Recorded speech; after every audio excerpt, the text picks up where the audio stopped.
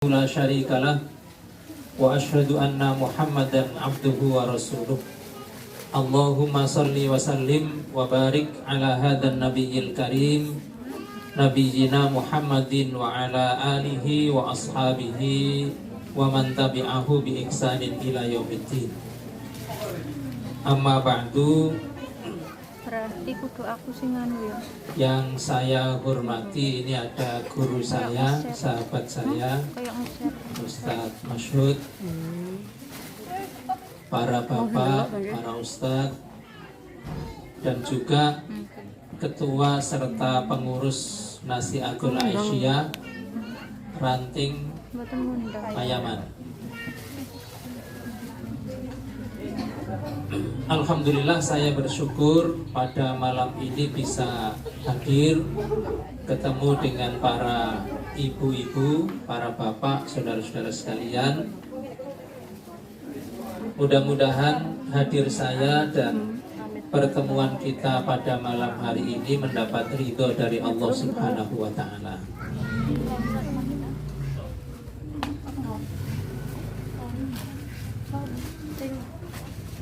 Ini ibu-ibu atau mbak-mbak ya saya manggil? Yunda gitu. Yunda begitu.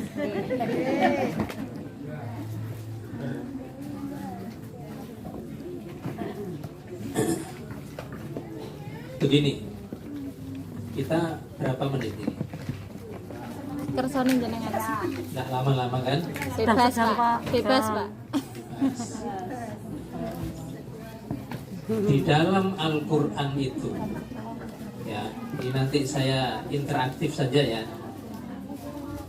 Di dalam Al-Quran itu ada 4 model rumah tangga.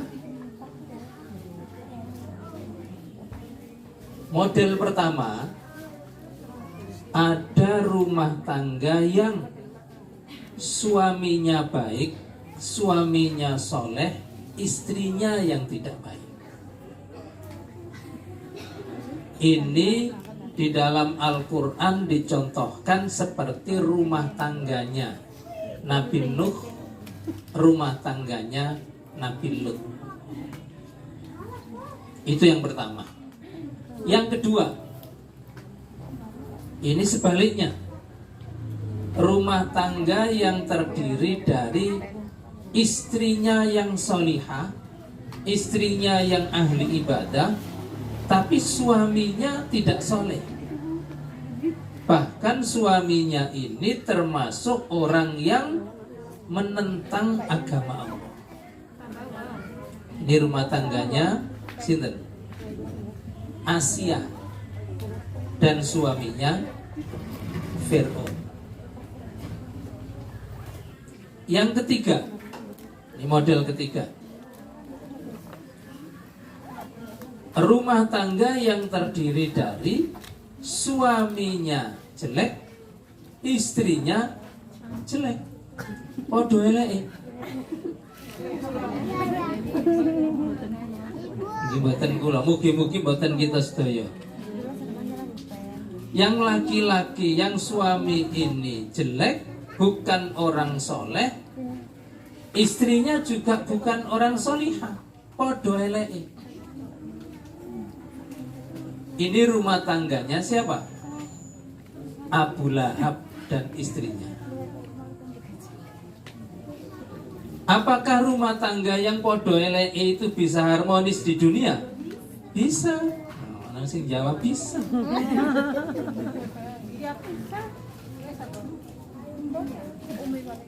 Nah, yang keempat, rumah tangga yang terdiri dari suaminya orang baik, orang soleh, istrinya wanita yang baik, wanita yang solihah. Ini rumah tangganya Nabi Ibrahim. Nah, Yunda sekalian, ini yang mau saya bahas pada malam ini di tempat ini yang mana? Monggo. Sing siji elek siji apik, ta sing padha eleke, ta sing padha apike. Siji elek siji. Padha eleke. Siji elek siji apik. Satu Nek jelek, satu baik. kabeh-kabeh suwengi gak cukup. Satu jelek, satu Satu baik. jelek, satu baik. Dan baik-baik. Kita mulai dari yang baik-baik dulu ya. Oke. Nanti kita lihat waktunya. Rumah tangga yang pernah dilalui oleh Nabi Ibrahim itu begini. Saya cerita dulu. Nabi Ibrahim itu orang Palestina yang sekarang sedang perang itu. Lahir di Palestina, besar di Palestina, menikah dengan wanita Palestina namanya Sarah.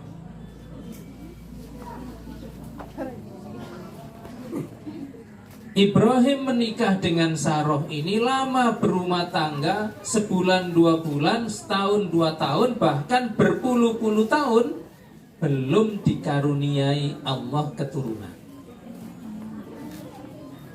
Ini ujiannya.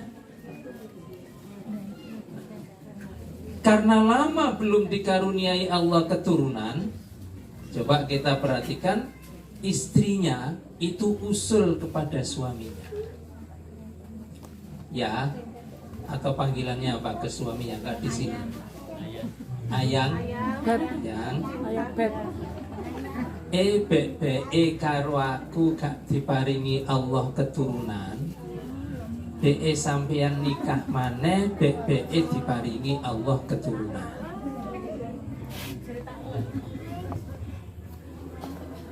Solusine ngoten, Pak. Kalau lama belum dikasih keturunan, istrinya usul ke suaminya.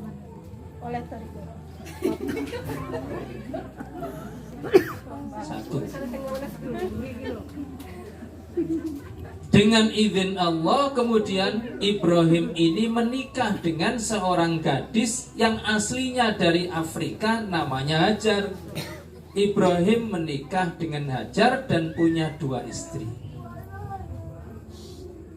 Usulannya istrinya dikabulkan oleh Allah. Ibrahim berkenan punya 2 istri. Nah, usulannya Sarah tadi itu mujarab. Tidak lama setelah menikah dengan Hajar, ternyata Allah Subhanahu wa taala memberikan karunia kepada Nabi Ibrahim. Sarah, Hajar hamil dua-duanya.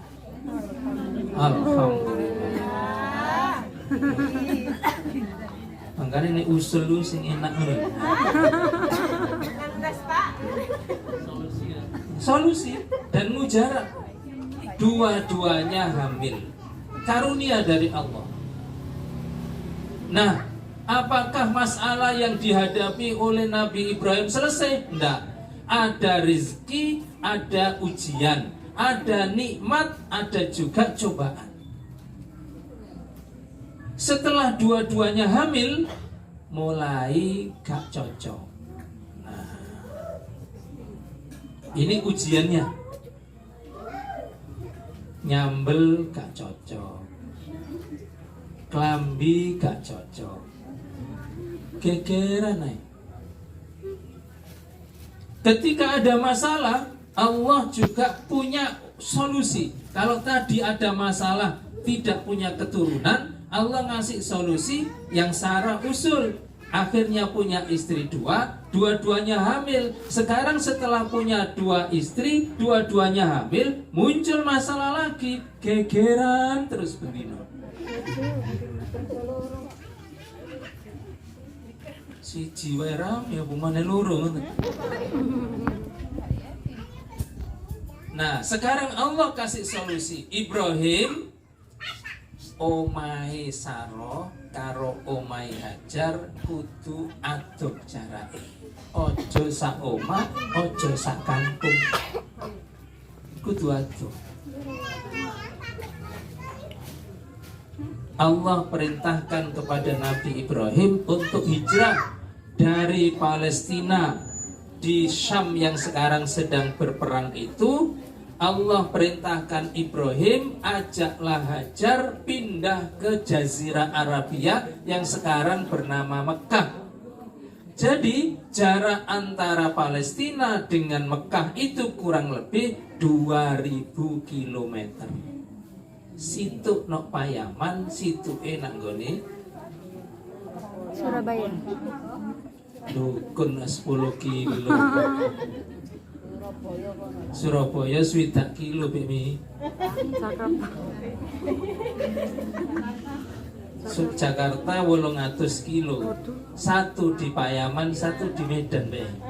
Jauh deh. Luar Jawa. Kalimantan, Sarawak, Sabah. Karena jarak sudah jauh, yo ono sinyal, yo ndak ada apa-apa, sudah komunikasi putus.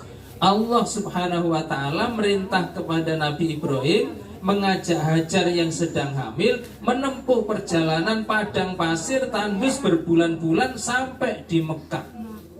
Nah, kita sampai Mekah dari Palestina sekarang ke Mekah. Begitu sampai di Mekah, Allah Subhanahu wa taala menceritakan kepada kita dalam surat Ibrahim ayat 37. Nah, yang HP-nya ada mushaf Qur'annya dibuka enggak apa-apa. Tapi ojo buka IG ya. Qur'annya dibuka. Di situ Allah menceritakan kepada kita tentang doanya Nabi Ibrahim. Gini, a'udzubillahi minasyaitonirrajim. Rabbana, ya Tuhan kami, inni askantu min dzurriyyati. Pada hari ini aku berikan tempat tinggal, aku beri ketenangan untuk sebagian anak keturunanku. Biwadin, di satu lembah, ghairi dzi zar'in, yang tidak ada tanamannya sama sekali, tandus gersang padang pasir panas. Inda baitikal muharram, yang ada adalah nanti di sini Allah akan perintahkan Nabi Ibrahim membangun Ka'bah. Saya stop di situ dulu. Begitu sampai di Mekah, para yunda sekalian, baik yang di sini maupun yang di rumah, mana sih delok? Wonten Pak. Berapa? 5. Baik bleset-bleset, baik masa umbah-umbah ngene iki. Nanti sama YouTube Pak. Ini askantu, ya Allah, pada hari ini askantu. Di sini banyak yang lulusan pondok pesantren. Askantu itu dari fi'il madhi askana yuskin. Artinya ada dua. Askana itu, ya Allah, aku hari ini membuat tempat tinggal untuk anak keturunanku. Pertanyaannya, tempat tinggal apa yang dibangun oleh Ibrahim hari itu? Tempat tinggal apa? Nabi Ibrahim waktu itu hanya mampu. Disitulah Allah menempatkan Ibrahim dan Hajar yang sedang dalam keadaan hamil tua. Artinya seorang bapak, walaupun di sini ada 4 orang dan lain-lain, tanggung jawab seorang ayah, suami itu paling tidak adalah membuatkan tempat tinggal untuk istrinya. Mbuh nyewa, mbuh gawe durung dadi, mbuh 1 lantai, 2 lantai. Yang penting di situ istrinya dan anaknya, hujan tidak kehujanan, panas tidak kepanasan. Itu tanggung jawab suami. Kok kekiran oma gitu. Ini tanggung jawab.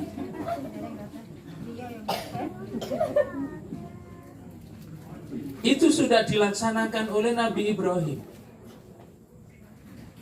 Jangan membayangkan bahwa Nabi Ibrahim waktu itu bangun rumah seperti ini. Enggak. Seperti rumah itu 1 lantai, 2 lantai. Enggak. Askantu, Nabi Ibrahim cuma bikin kemah.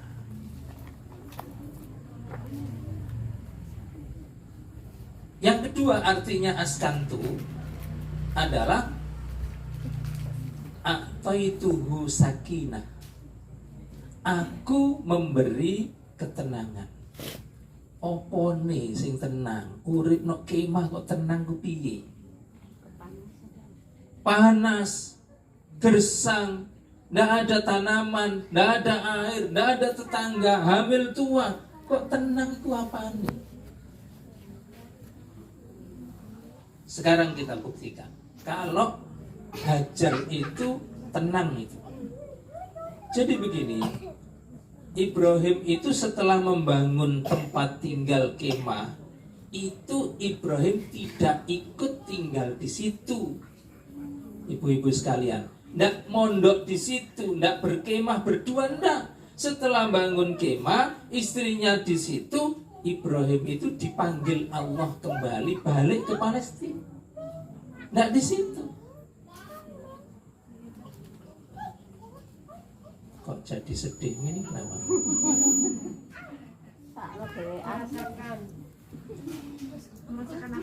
Nah, Ibrahim pamitan. Coba dibayangkan, wanita sedang hamil, tinggal di kemah seorang diri, ndak ada air, ndak ada tanaman, tidak ada tetangga, bojone lo pamit, Ibrahimnya pamit. Ketika Ibrahim pamitan kepada Hajar, pamitnya dengan berat hati, Hajar ditinggal juga dengan berat hati. Hajar cuma bertanya.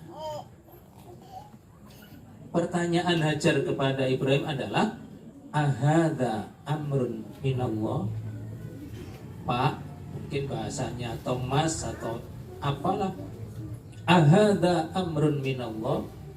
Apakah engkau pergi ini perintah dari Allah? Sampeyan lungo ninggal aku nok kene koyok ini, iki pancene dikongkon Allah ta. Itu yang ditanyakan. Kalau misalnya jenengan dalam keadaan seperti Hajar, terus dipamiti bapake ape lunga nang ndi dan seterusnya, pertanyaan jenengan nopo kira-kira? Nangis. Kapan? Mulai kapan? Nopo malih? Nokono karo sapa? Berapa lama? Balik tagak? Kan gitu. Tapi Hajar ndak nanya itu. Hajar cuma nanya satu tadi. Ahadza amrun minallah? Apakah kepergianmu ini meninggalkan aku di sini seperti ini itu perintah Allah Ta'ala? Nabi Ibrahim hanya menganggukkan kepalanya. Iya, ini perintah Allah. Dan Hajar kemudian menjawab, idzan lan yudayyi'ani Rabbi.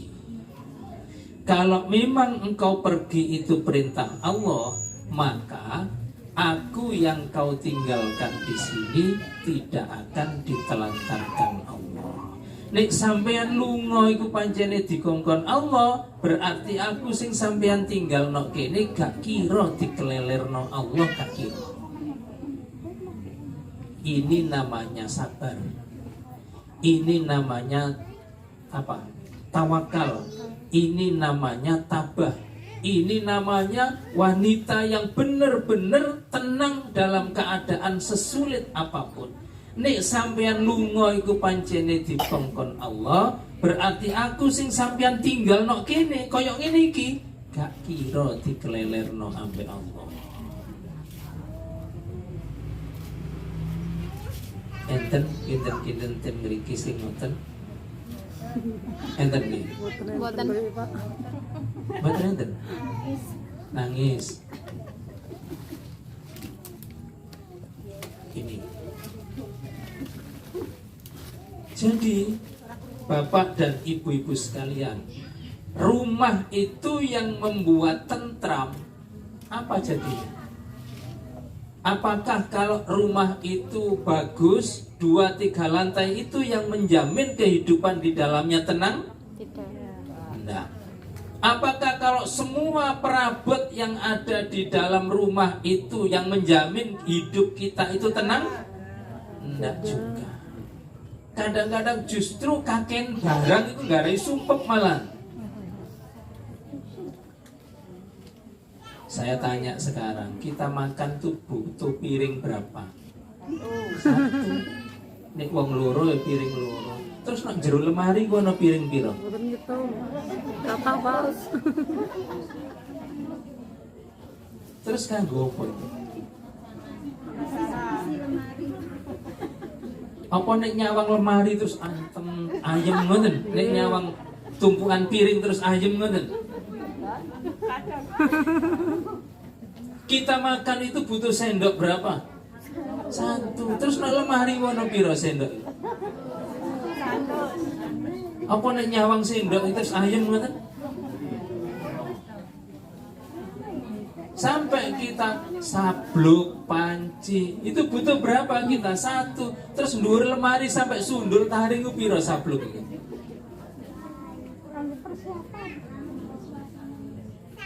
Itu. Artinya bahwa rumah bagus itu perlu, perabot lengkap itu perlu, macam-macam perlengkapan itu perlu, tapi itu tidak menjamin dan tidak membuat hidup kita tenang. Tenang hidup itu kalau pasrah kita kepada Allah itu lebih dari segala-galanya. Sakjane sing dipikir karo Hajar itu kan banyak. Ini kan hamil tua, mau melahirkan. Mestinya banyak yang ditanyakan kepada suaminya. Lho kok sampean tinggal lunga iku? Menene anake lahir iku sing nulungi sapa? Terus banyune apa? Terus dipakani apa? Itu kan mestinya perlu ditanyakan. Tapi kenapa tidak? Menurut dia itu tidak penting.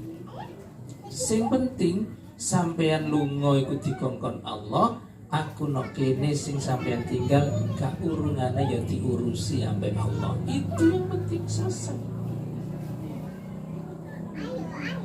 Nah, kenapa kita tidak bisa menjadi tenang? Karena tidak ada Allah itu di dalam hati kita. Itu yang penting. Saya lanjutkan ayatnya. Biwadin, tempat tinggal yang dipilih oleh Nabi Ibrahim itu Mekah. Mekah itu wadin. Wadin itu daratan yang agak lebak. Lebak, ngerti lebak? Jauh tuh, ngerti lebak. Ghairi dzar'in, yang tidak ada tanamannya sama sekali. Gersang, tandus, padang pasir, panas. Gak ono apa-apa, gak ono sopo-sopo. Cuma satu, inda baitikal muharram, parek masjid. Sebab nanti di situ ada Ka'bah. Ibu-ibu sekalian, kalau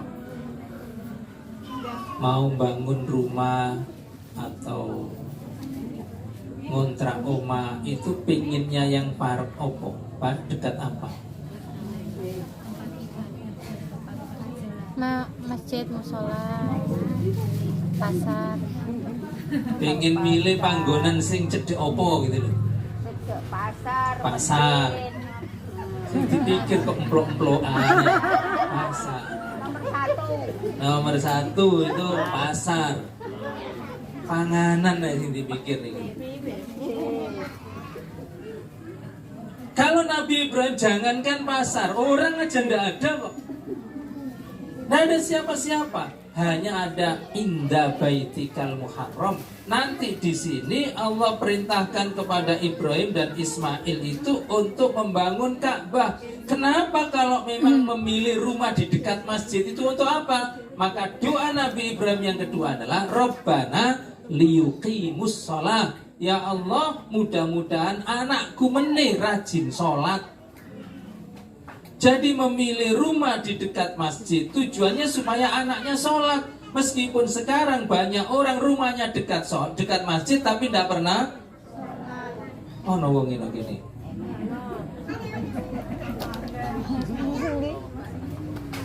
Itu masalah. Kalau kepingin anak kita rajin sholat, ya harus dekat masjid. Rabbana liyuqimus sholat. Kalau kepingin anak kita jadi pedagang, ya pilihlah rumah yang dekat pasar. Kalau anak kita kepingin rajin menuntut ilmu, tempatkan rumahnya di dekat sekolahan. Nah di sini kan kumpul itu masjid, pasar, sekolahan jejer kabeh itu. Kuburan juga.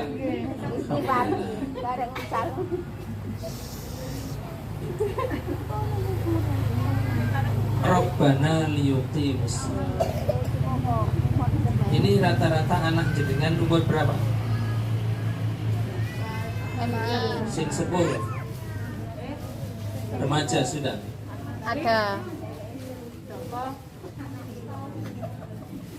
Ada Pak, ada. Ya.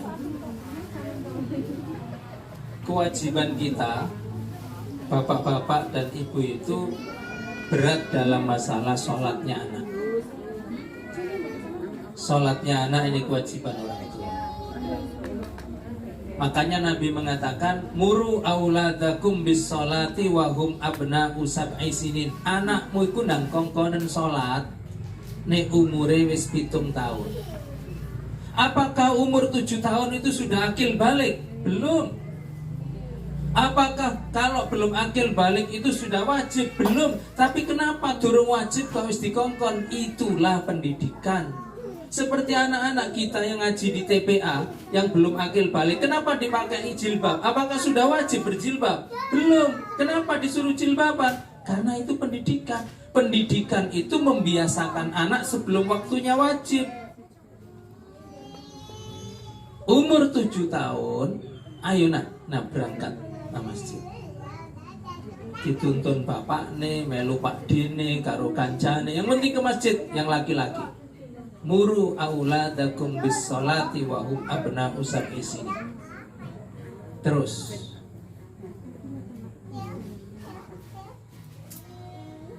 wadribuhum 'alaiha, kata Nabi. Oleh anakmu iku kon gepuk, kon jiwit, dijiwir kupinge, dicetot pikange. Wahum abna'u asyri sinin, nek umure wis 10 tahun nang gak gelem nang masjid. Umure wis 10 tahun, wis kelas pinten iku? 5. Masuk 4, 5. kelas 4, kelas 5. Kok nang gak gelem nang masjid, gak gelem sholat, dikasih hukuman yang mendidik.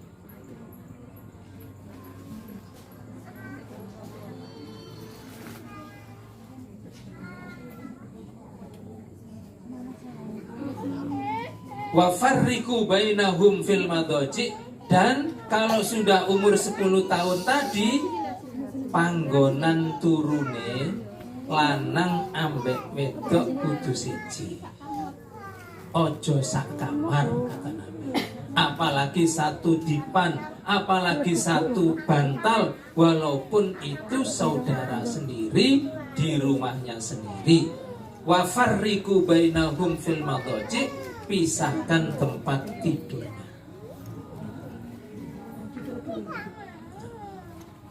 Sini nah. Itu.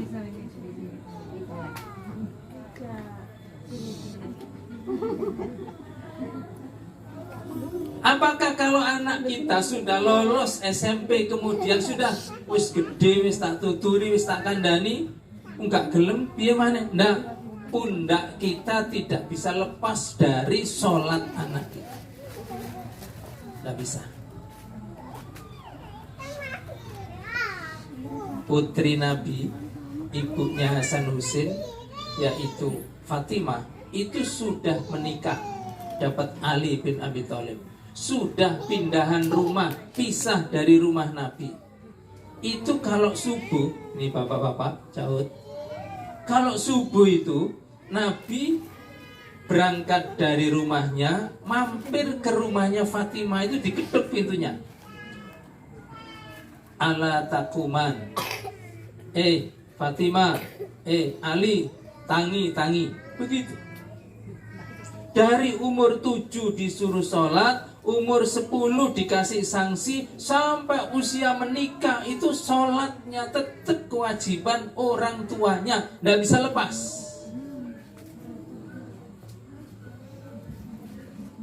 Ala takuman kak tangi lagi subuh begitu diampiri.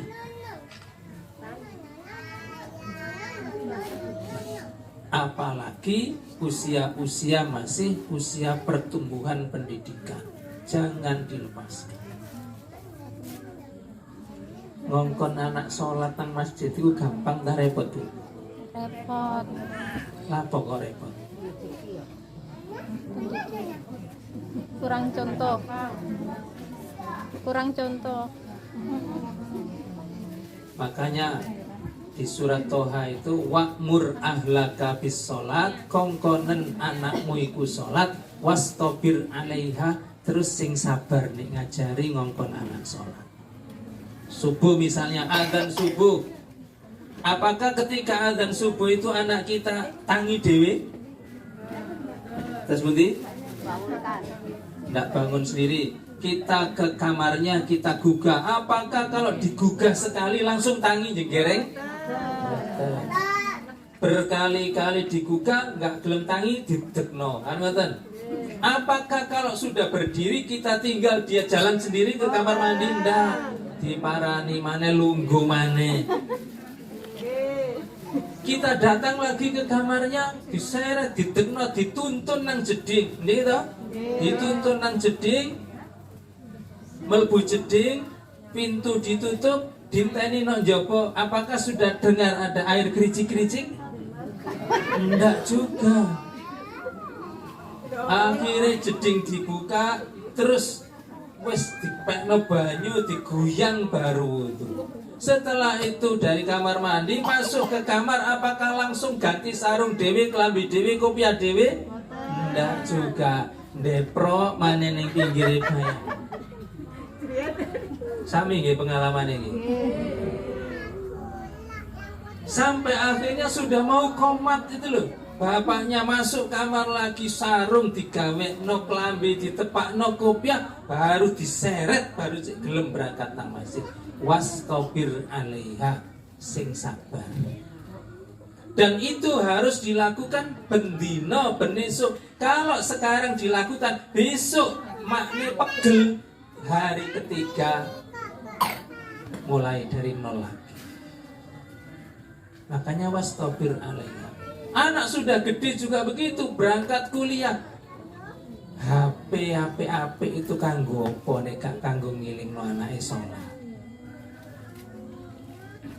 Cung, iki adzan cung, awakmu nok endi? Oh Bu, nok dalan Bu. Ya, mampira nok pom, nok kono nemu musala. Salat dhisik nang berangkat maneh.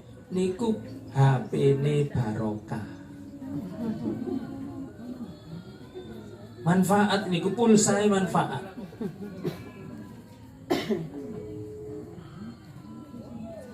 Itu. Subuh juga begitu, digugah, ada alarm. Tangi subuh itu mergo adzan apa mergo alarm? Alarm. Ada tak yang alarm bunyi terus dipateni mana? Ada.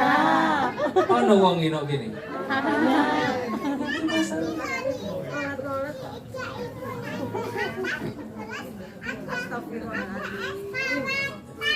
Jadi wastobir alaiha.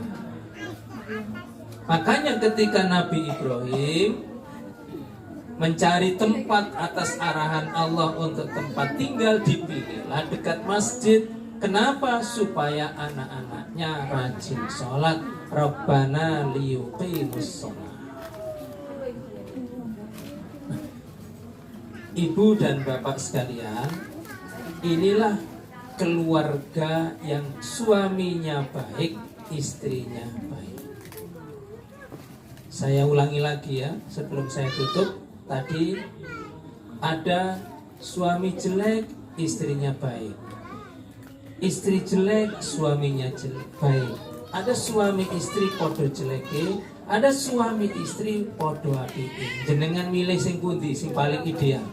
Baik-baik. Padha apike. Keluargane Nabi sinten wau? Ibrahim. Ibrahim. Bojone loro nggih. Boten pareng, Pak. Jenengan wis milih dhewe kok. Sing dipilih sing bojone loro.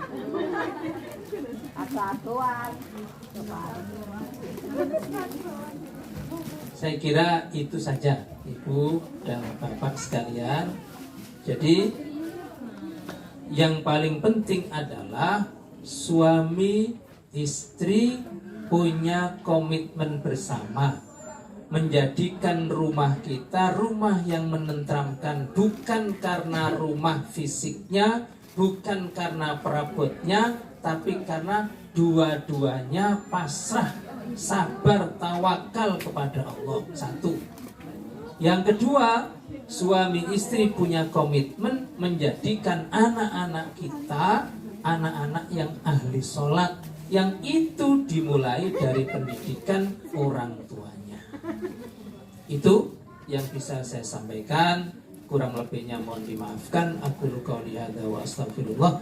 Wassalamualaikum warahmatullahi wabarakatuh. Waalaikumsalam warahmatullahi wabarakatuh. Terima kasih disampaikan